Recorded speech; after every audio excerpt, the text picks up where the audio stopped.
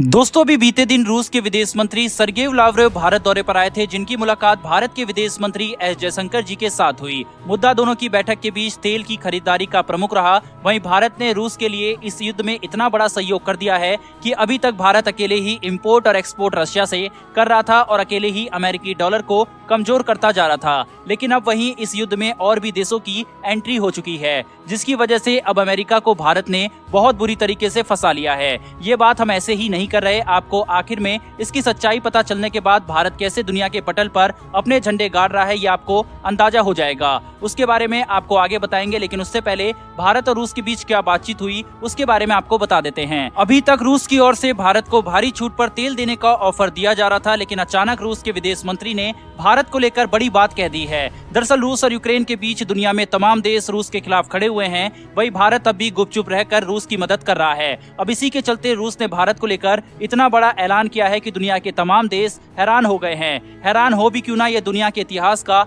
भारत के लिए बहुत बड़ा ऑफर है। दरअसल अभी तक रशिया भारत को 27% की छूट के साथ क्रूड ऑयल बेचना चाह रहा था और इतनी छूट पर भी भारत और रूस के बीच तेल को लेकर सहमति बन चुकी थी। लेकिन रूस की विदेश मंत्री ने एकाएक भारत की ओर और भी बड़ी छूट देने का ऐलान कर दिया है। अब रूस की ओर से नए ऐलान में भारत को $35 प्रति बैरल की छूट देने की बात कही गई है। वहीं पर इसके अलावा रूस के विदेश मंत्री ने भारत की जमकर तारीफ की। उन्होंने कहा कि दुनिया बिना तथ्यों को जाने एक तरफा फैसला ले रही है, तो वहीं भारत तथ्यों को सामने रखकर अपने बयान दे रहा है। इसके अलावा भारत व्यापार को सुविधाजनक बनाने और रूसी बैंकों पर पश्चिमी प्रतिबंधों को दूर करने के लिए रुपए रूबल मैकेनिज्म पर भी काम कर रहा है। इस पर हमने पिछली वीडियो में चर्चा भी की है। वहीं दूसरी ओर भारत के विदेश मंत्री एस जयशंकर जी ने अमेरिका और यूरोपीय संघ के देशों को अप्रत्यक्ष रूप से फटकार लगाई है। जयशंकर जी ने कहा कि जब तेल की कीमतें बढ़ती है तो बाजार में जाना स्वाभाविक है और ये देखना होगा कि लोगों के लिए अच्छे सौदे क्या हैं। इस बयान से एस जयशंकर जी ने दुनिया के देशों को स्पष्ट कर दिया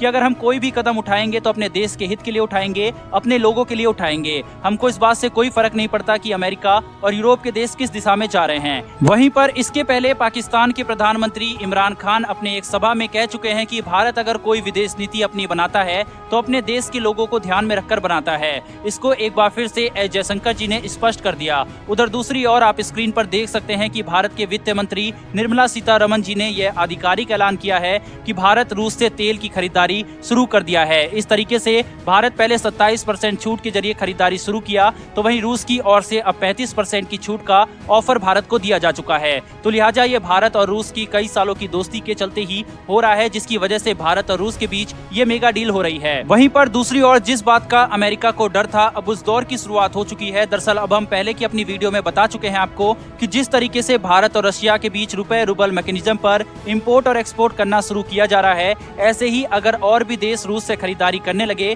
तो अमेरिका को बहुत बड़ा झटका लगने वाला है। क्योंकि अगर अमेरिका का वर्चस्व दुनिया से कम करना है तो अमेरिकी डॉलर को कमजोर करना बेहद जरूरी है। अब दुनिया में इसकी शुरुआत हो चुकी है। दरअसल अभी हाल ही में इंडोनेशिया ने भी भारत के पद चिन्हों पर चलते हुए जिस तरीके से भारत रुपए मैकेनिज्म पर रूस से खरीदारी कर रहा है, उसी प्रकार इंडोनेशिया ने भी रूस से क्रूड ऑयल खरीदने को लेकर बात करना शुरू कर दिया है। अभी फिलहाल इंडोनेशिया और रूस के बीच किस करेंसी में क्रूड ऑयल की खरीदारी होगी, इसके बारे में कोई खुलासा नहीं हुआ है, लेकिन इंडोनेशिया अभी कुछ दिन तक भारत के सहारे रूस से खरीदारी करने वाला है। इंडोनेशिया ने कहा कि भारत पहले रूस से तेल की खरीदारी करेगा, जिससे भारत रूस को रुपए पेमेंट करेगा और फिर वही क्रूड ऑयल इंडोनेशिया भारत से डॉलर में खरीद सकता है। इस तरीके से रूस की भारत के जरिए बहुत बड़ी मदद होने वाली है। दोस्तों ये तो तय हो गया है कि रूस और यूक्रेन के युद्ध के बीच दुनिया के कई समीकरण बहुत तेजी से बदल रहे हैं। पुतिन के कूटनीतिक चाल से अब सुपर पावर अमेरिका बहुत मुश्किल में फंस गया है। अमेरिका भले ही सुपर पावर कहा जाता जा रहा है, लेकिन अब छोटे छोटे देश भी अमेरिका की बातों को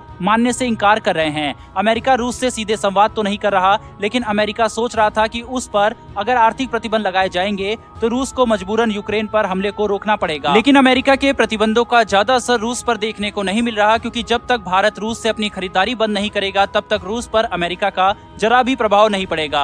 अगर आने वाले दिनों में रूस अमेरिका को पीछे भी छोड़ दे, इस बात से भी नकारा नहीं जा सकता। अब दुनिया के जानकारों का मानना है कि भारत और रूस मिलकर आने वाले दिनों में एक नए संगठन का निर्माण करेंगे। फिलहाल दोस्तों इस वीडियो में इतना ही, लेकिन भारत की डिप्लोमेसी के लिए कमेंट बॉक्स में एक जय हिंद तो बनता है। साथ ही डिफेंस और वर्ल्ड अफेयर्स से जुड़ी लेटेस्ट वीडियो के लिए चैनल को सब्सक्राइब कर बेल नोटिफिकेशन को ऑन कर लें, जिससे डिफेंस और वर्ल्ड अफेयर्स से जुड़ी लेटेस्ट वीडियो आप तक सबसे पहले पहुंच सके। फिर मिलेंगे ऐसी एक नई वीडियो के साथ। धन्यवाद। जय हिंद।